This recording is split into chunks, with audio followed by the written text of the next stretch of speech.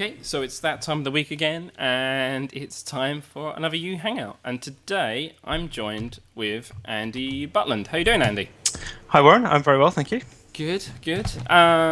So just as always, we do a bit of brief introduction. So kind of, how did you get involved with Umbraco, Andy? With Umbraco, okay. Well, I work for an agency called Zone, based in London and Bristol in the UK. And we started working with Umbraco probably about sort of 5 or 6 years ago, on and off, and then probably more in earnest about 3 or 4 years ago. We worked with another agency that used it more than we did. I remember building a site on 4 point something that got about 3/4 of the way down the track when I was told that we had to stop and use their big corporate CMS instead. Yep. At which point Umbraco got mothballed, and I then took another year or so before I had another chance to use it. But since then, I guess about 3 or 4 years ago, we've used it on a lot of projects, and I've just started to get a bit more and more involved as we've gone along. A few packages, a few core contributions, and that type of thing. Yeah, so obviously you're known for kind of a key pull request a couple of years ago now, which was the change document type. I think I am still dining out on that, which it's probably worth saying that that's at least slightly unfair on Morton in the core, because the guts of that was in the API for a long time before I built the UI on top of it. Yep. And actually that's kind of the hard bit. That's the bit that's going to mess up your document types if you get it wrong.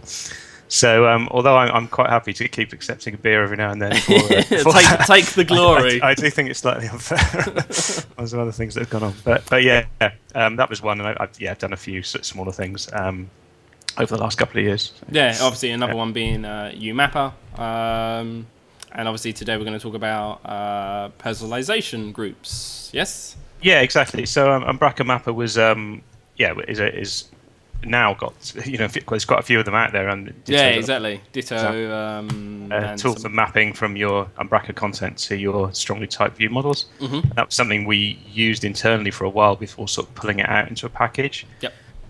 This one, the personalization groups, is much more one that just seemed like a good idea, and we've started to build it, and it works and it's all there, but we aren't really using it in production anywhere. Mm-hmm. So it's much more of something that we thought was a good idea, and I'm hopefully going to find a project internally to use it. But it's been put out there, and a few people are using it, in their own things. So awesome. Yeah. Do you want to sum up what personalization groups is before we take a look, or do you want to take a look and explain it as we go along? Well, it's probably worth just talking a bit about the background first. And I think, from talking to some other people over the past few months, I think a few people having the same kind of idea that this is something that's a bit missing in Umbraco. Yep. Other CMSs do have some of this sort of thing out of the box, and when you're building, and what we're finding is when we're talking to our clients and scoping out projects, personalization is just becoming something we hear about more and more that people want. And when you dig into it, it's often something very specific. It's something particularly for their business or particularly for their customers, which is never something that a CMS is going to provide. But it's also often something just quite generic. So they want to be able to just segment people and show a certain set of people this image and a certain set of people another image, or another content variation like that. And I mean, the idea's been around. Obviously, well, the idea's around for ages. But if you Code Garden 2014, there was a demo from the core team. I think it was called Segments and Variations at the time. Yep, that's right. Which is, we'll maybe talk a bit more about that towards the end if you like, because I've had to look into what was involved in that. But it's something that is planned for Umbraco Core, and it's been brought back again for 2015, and it is in the roadmap to be implemented in the core. But at the moment, there's nothing really there that Umbraco gives you. So this was kind of something to just fill that gap, really. It's fairly straightforward. There's nothing uber rocket science about it, but it just allows you to... I like the way you're so modest. There's nothing... I don't want to overstate it, but I do see it as something that's going to fill a gap until such time as this sort of thing comes into the core. But it does allow you to do that type of thing. Have some flexibility about creating these criteria that you segment people by, and then associating your content with that, so that certain people see certain things and certain another.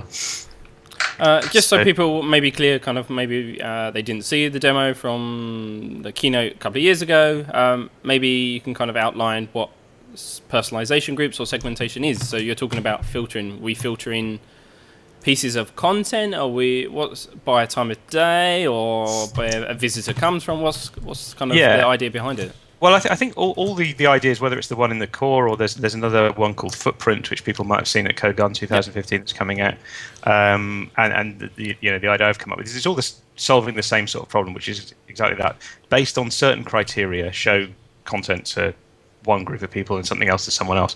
And what those criteria are, might be all number of things. There might be something quite generic, as you say, time of day, day of week, whether you're logged in or not, whether you're I don't know, whether you're in a particular member group in Umbraco or whatever that might be. Or it might be something quite specific. So I think any of these tools, they need to be extensible in that way. Yep. So that you as a developer for your project can implement a criteria based on something that you need that maybe isn't something quite as general as time of day, day of week, and the things that everyone might want to use. But yeah, that's the idea. You define your criteria based on these types of things, and then you associate content. Or with what I've done, it's you associate a content node with it. What's coming in the core and what the footprint package does is allows you to associate certain fields within content, which is again perhaps slightly more powerful down the line. Okay. But at the moment, what I've done is just associate certain nodes with certain groups. Awesome. So shall we maybe jump? Yeah, exactly. Sure. Let's take a look. Let me just do a share screen. That one. Are you seeing that okay? It's taking a second to come across. Bum, bum, bum, bum, bum. The joys of the internet. At the minute, it's the spinning Skype wheel of doom. Come on. Should be. Well, looks like it's there on my side, so we can try again in a minute if you like. Yeah, maybe as always with IT, turn it off and on again. Okay. So right, let's try that one more time. Share screens. That one.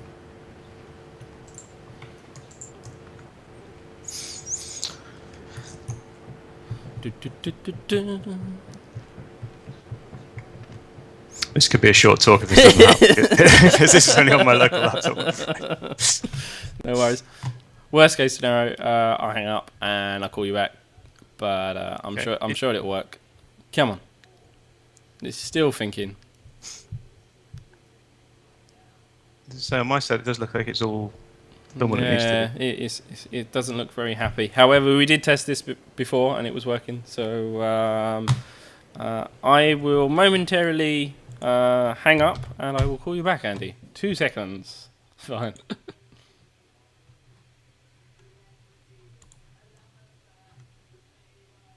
So just dial in Andy back and then fingers crossed it's working. You there, Andy? Okay, at least you're back. Cool. Let's try again. Okay.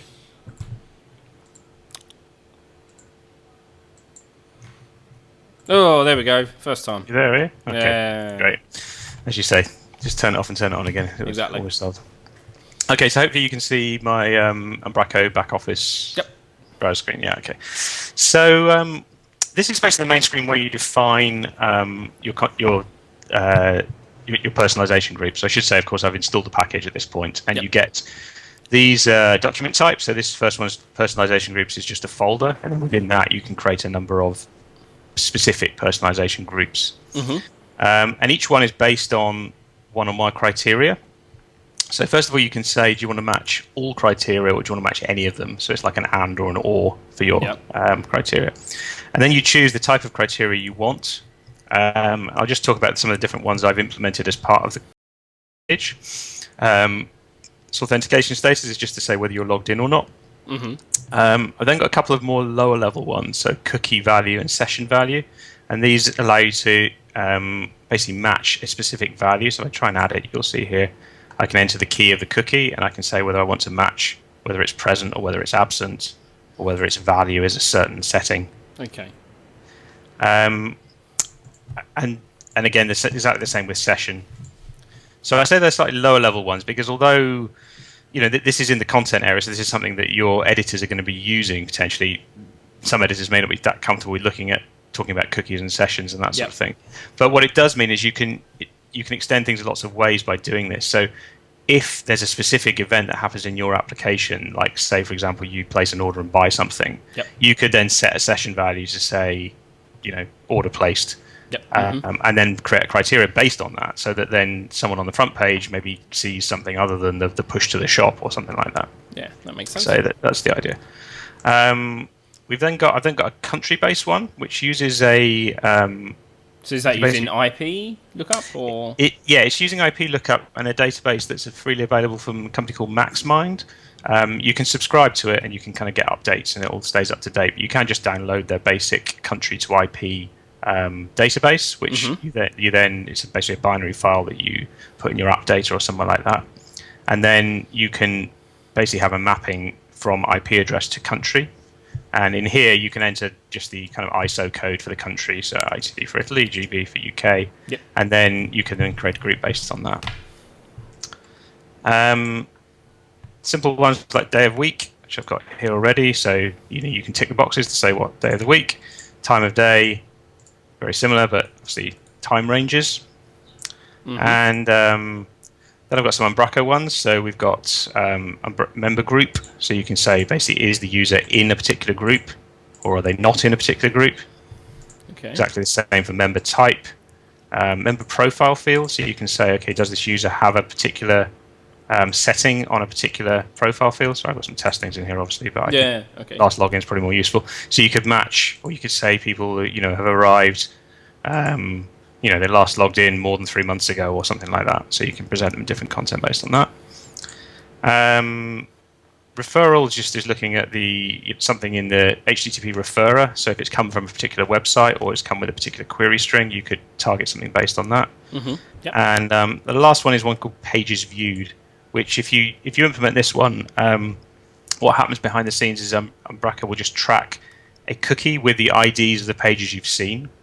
And then you can do a setting here, so you can say, okay, has the user viewed, any particular? If they viewed the kind of learn page, then we can do a segment based on that. And you can obviously, any pages, all pages, they have seen these pages, they haven't seen these pages. They build up your criteria like that. That's quite interesting. So I think that's the sort of thing that if you've got a site with masses and masses and masses of nodes, that's probably not going to be appropriate because this cookies. It might work okay, but I'm kind of thinking this is more for sort of smaller to medium size. This would be appropriate. Talk a bit later about how things could be extended, but that might be where you can track stuff within within your database or within Google Analytics even or something like that. You could potentially track. So yeah, they're the different ones you can select, and you can see I've got maybe one here called weekday morning visitors that targets Monday to Friday and time of day from 6 o'clock till 12 o'clock. So then we just look at the demos. Going to be really, really impressive what we do. But you can see here we've got 2 blog posts in this page. If I was to extend this forward to a bit further into the afternoon, it's obviously not weekday morning anymore, but so now I'm browsing the site and I should match this criteria because it's a weekday and it's in the New Zealand I get 3. So amazing. Ta-da! Ta-da! That's it. But basically that's what's going on. The bit I should just jump into. I'll go into the code in a minute, but this is just one particular bit you need to do in your templates. So if I open up my blog overview template. So how is you changing that from 2 to 3? Exactly. So it's just this thing here, this show to visitor. So can you see that okay, by the way? So that's an extension method on I publish content? Exactly, yeah. So that's the only change you have to make to your templates. And again, this is another thing why I see this as a little bit of a sort of stopgap. In that it's something, it needs a bit of developer work as well as a bit of editor work. So no matter what the editor does, unless you put this in your template, it's not going to have any effect. Right. And perhaps when things are built into the core, this sort of thing wouldn't be necessary. So if you called model.content.children, it would automatically filter that result set. Yeah, exactly. I have just missed a step. Sorry, let me just jump back to the back office again. The other thing you need to do is attach a an instance of a picker to the blog post or to the document type that you want to personalize. So this is the blog post. So it's Okay, one so of that these. is the one that is getting filtered out, yeah? Exactly. Well, no, sorry. This. Yeah, sorry. All of them, yeah. Basically the property is attached to all of them because it's on the document type. Yep. But on this particular instance of it, I've added the personalization group that I created here. Right. So the idea is 2 steps. Where you create the personalization groups, which are you define them, so weekday morning visitors, and then you attach it to the appropriate pieces of content that you want that to apply to. And you can attach more than one. So if it matches any of these, it would show to visitor would return true. Right. Okay. So basically, show to visitor says find all the groups, and then go and apply the current user's session to filter, this criteria exactly, and it return true or false. Okay. And then sorry, let me jump back to here, and then that's how this bit works. Okay. So nice. So yeah, that's kind of how it works here. Probably worth noting is obviously it's attached to a node. So in this case, it's quite nice because I'm displaying a list of nodes, and it's very easy to just display one or not display one.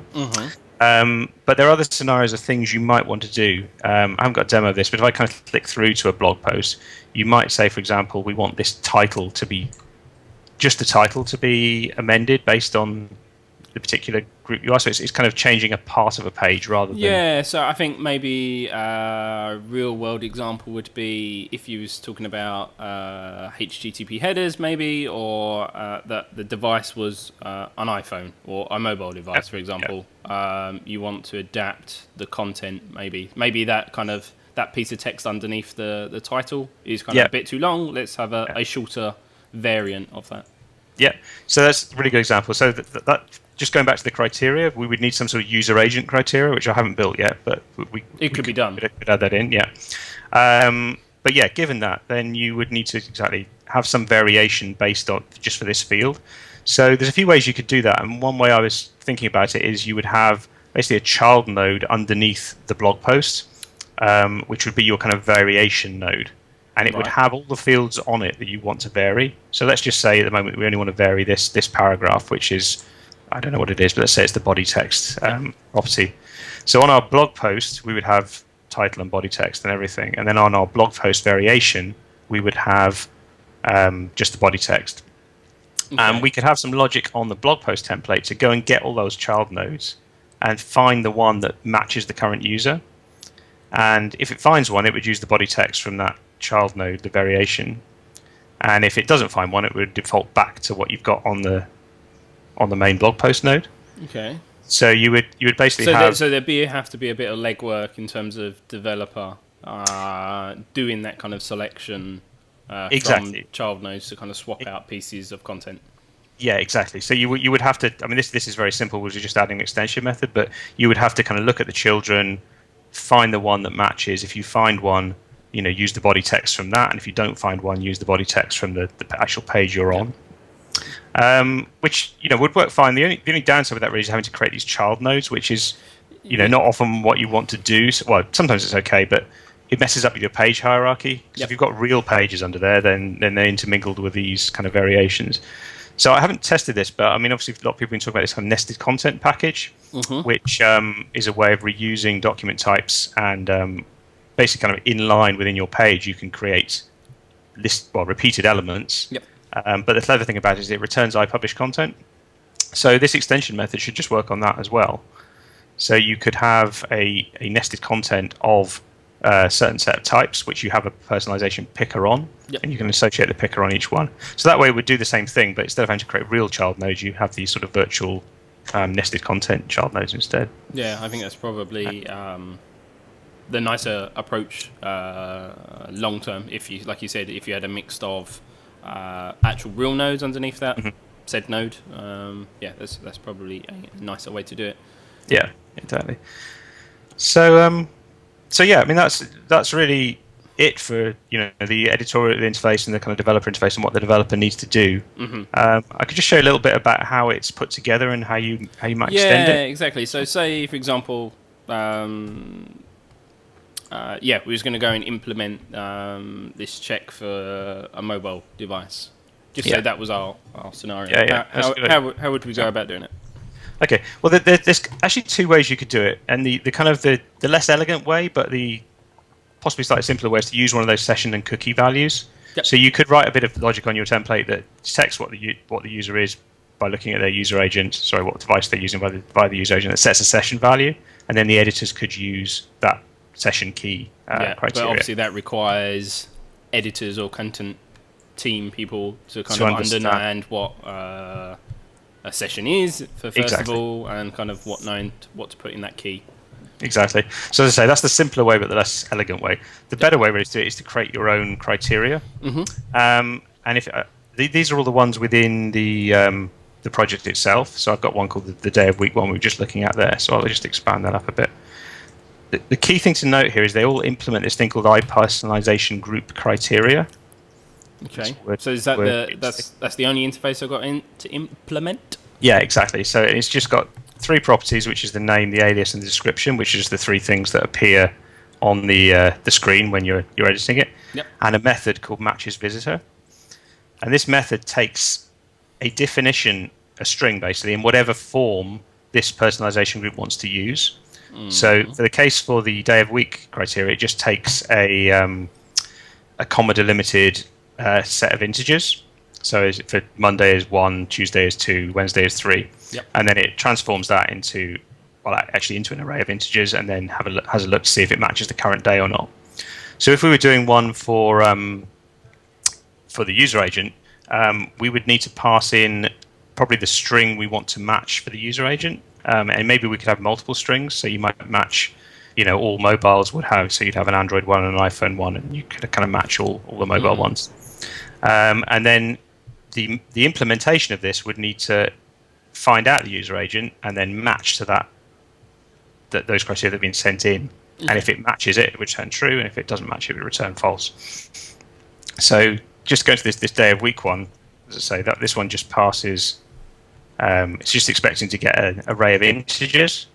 So I just deserialize to that, and then I have a look to see, does the current day of the week, is it contained within that set of integers? And if it is, I return true, and if it's not, I return false.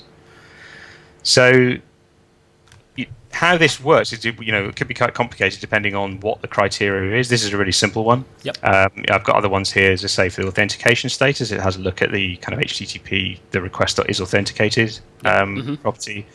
The pages viewed one, the one that I told you about, leaving a cookie, a little trail of where you've been, it kind of digs out that cookie and has a look at that. So it just depends on what the particular criteria is. Yeah, and obviously that could be anything really bespoke to your kind of workflow or requirements. So it could be, I don't know, getting something out of some custom database table and doing some kind of crazy lookup for whatever. But yeah, okay. So you can do pretty much anything you want. So it takes in. So the definition is kind of what we pass. Definition is basically what you've set here. Sorry, I'm just jumping around the screens a bit. That's all right. So here. So the definition of this one, this criteria is, I'll talk a little bit about how this gets translated into something readable, but behind the scenes, this is just 1, 2, 3, 4, 5 in comma delimited.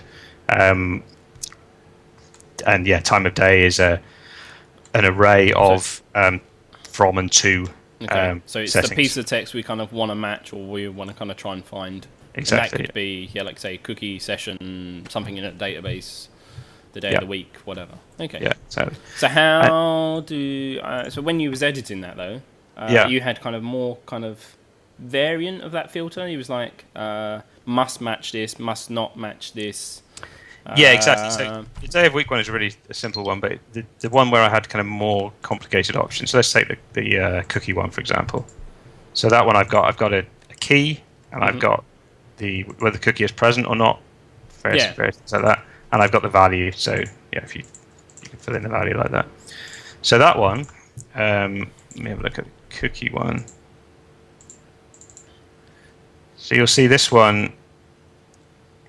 Instead of getting an array of integers, it gets a custom type called cookie setting, which if I have a look at is basically matching up with those things. So it's got a string for the key, it's got an enum for the matches value, matches doesn't match value type of thing, and it's got a string for the value. And so when you save something through the interface, that gets saved into a JSON structure that represents this. And you're then deserializing that back out to an object. Exactly. So here it gets deserialized. And also got try catches around. So if for some reason it got something it didn't expect, it would just kind of bin out at that point. But yeah, that's the idea. So with the day of week, an array of integers was kind of all I need. But if you need anything more complicated than that, you just implement your own type, and that's what you use. And just the bit I got started on but didn't finish was this. Sorry. It's my fault. I went off on a tangent and didn't come back. This personalization group criteria. This is the reason it needs to implement this. Is what happens when the app starts up. Mm-hmm. Is it scans all the assemblies for anything that implements this interface, and via the API controller and various things, it makes it available here. Mm-hmm. So if you have one of these criteria in your own project, or if somebody was to create like an add-on package, so it's basically living in another DLL, it would still be available to use. So it's discoverable, and it's discoverable when it starts up. Exactly. Nice. So yeah. So yeah, and then you just really have to kind of follow the patterns of what's here. So if I take, let's just go back to the day of the week, that's the kind of simplest one. Yep. Every criteria's got 3 client-side files, if you like. So there's an Angular view, and this is the thing that appears. I'm looking at it. This is the thing that appears up here. So in the kind of the dialog that slides the out. Dialog window, just using the dialog service behind the scenes. And then there's a controller for that, which really just has to kind of take the options and render the form. And when you save, it needs to serialize it back so that the item gets kind of saved back to the main property editor. Yep. And then there's a translator, which is the thing that converts 1, 2, 3, 4, 5 into Monday, Tuesday, Wednesday, Thursday, Friday. So something more editorially friendly. Yep. And this one is to say it's just kind of going through, looping through the integers and finding the right. Sorry, let me zoom out. Just looping through the integers and finding the right day, and then putting a string together, and then that's what you get appearing here. Okay. Yeah, that makes sense. Yeah, I mean that's mostly it, really. I mean, the thing with the assembly scanning was the sort of the tricky bit I wanted to solve, because I wanted to make sure that I didn't have to think of every criteria myself. So that if something's missing, you can extend it yourself without having to necessarily add it back to the core package, rather. Is that something that was kind of available in the API kind of core of Umbraco, kind of the discoverability? So I don't know. I'm just going off on a tangent here. I'm creating another package and I want DLLs or classes to be kind of easily found. Is it something that's built into Umbraco, or is it something? It's not really an Umbraco thing. It's more just in .NET C# using reflection, which I have to be honest, I'm no expert in. I do a lot of googling and Stack Overflow when I find this, but this is basically it. So you have your type, and it's my personalization, and then I can look in my current domain and get all the assemblies, which is basically I think all the DLLs that are in the bin folder and are running. It's been loaded. Yeah, fine. You can get all the types from those, and then have a look to see if it's assignable from this thing and it's a class. I'm not sure I did that. It must be, but anyway. And then I'm doing a create. Basically, at this point, I've got all the types, and then I'm creating an instance of those types, and I'm storing it in a. Sorry, I'm returning it from here and then storing it in a dictionary. Where are we? And that dictionary is then passed to kind of your Angular front-end view for that drop-down list. Exactly. So this is a static dictionary. So this is the thing, it loads up on startup, and it's always going to be there as long as the application is running. And then I've got a API controller. So this one, the criteria controller, which just has one method, which basically just calls the available criteria. And because I'm storing it in that dictionary, the second time I call it, it's already there. It only kind of build it the first time. And then that is called from the Angular controller. So that not the one we were just looking at, but the kind of main one that kind of wraps it all. Yeah. And it uses here we go. So this is the HTTP request here. Which then gets them all. There's a few sort of configuration settings which I've all got documented that you can turn on or off certain criteria if you don't want them. So for example, So if we go to look at the back office, I presume there's kind of pre-value. Yeah, you would assume that actually. Yeah, I didn't do it like that. And then I thought after a while maybe I should have done, but no, I've just put them in web config settings, so in app settings. I mean, I guess you would want pre-values so you can have different instances of this, but I'm not really sure you ever would. Yeah, you'd probably only have one instance of this, and yeah, you'd only have one, and the only kind of pre-value config I can think of is filter the default list. I don't want the editor to ever know about sessions or cookies. Exactly. Yeah. So you'd want to do that, and there are a few other things. So, for example, if you use that geographical criteria, you need to have a path to your that database, the binary file that I talked about, and there's a default where it expects to find it. But if you want to put it somewhere else, there's a config key for that. But to be perfectly honest with you, I just went through it doing all the config keys, and then got to the end and thought, actually, they should probably be in pre-values. So I don't think it matters. No, I don't think it's something you're going to change often. But at some point, it would probably be better to have them as pre-values. It would be more Umbraco. Yes. So just out of interest, what are those kind of keys? What can we turn on, off? Let me just go to the GitHub page. It's all on here. I presume it's nicely documented then. Yes, yeah. So there's a nice page in here. So I've got somewhere in here's configuration. Here we go. So there's a few things. So for example, when you add a picker to your, sorry, let me just go back to this bit. When you add this picker on the content, yep, this has to have an alias that the application knows about, so that it can go and find the personalization group you've picked, and there's a default alias which is called something I can't remember now. But if you want to override it, if you want to change it, you can write it there. This is the thing about the path to the country database. So does the country database come as part of the package, or have I got to go off and kind of go and download it myself? No, you've got to go off and download that yourself. If nothing else, it would just make the package an awful lot bigger. So yeah, you have to go and get that from the MaxMind site. I think I've got that documented on here too. And this is the idea of the include or exclude. So basically, by default, it will display make available all the criteria. Yep. If you only want to include specific ones, you can do that. Or if you want to just exclude specific ones, you can do that. Real. And this is just a specific one on the page tracking. So you probably don't want that cookie to live forever. No. If you're saying a person has viewed a particular page, but they haven't viewed it in 5 years, you probably assume that they haven't viewed it at all. So that's just a setting for that. So none of those are necessary. You haven't got to manually add these. You only got to put them in if you want to change the convention. Right. Fine. Yeah. So I'm just going to quick scan through if there's anything I've forgotten to mention, but. Okay, it looks like it's nicely documented on the GitHub repository. Yeah. So is it available just as an Umbraco zip, or if I'm NuGet inclined, is it available as a NuGet package? I haven't done it as a NuGet, no, because it does need document types and data types to be created. It's not just the DLL. Okay, yeah, makes sense. So I don't know, is that solved the problem yet? I know there's been talk about being able to sort of make NuGetting or make I think it's been in talk for on and off for many years, but I don't think there is a concrete solution just yet, which is a shame. But no, so my take at the moment is always if you need, a document type or a data type or something in your package, then you have to put it on our. But if it's just a DLL, I've only got two packages out there, but one of them is just a DLL, and I've put that on both. Yeah, which makes sense. I find the vast majority of people use NuGet for DLL only downloads. Yeah. 10 times or more downloads from them. Fair dues. Okay, so we've understood how to extend it. I'm just trying to think.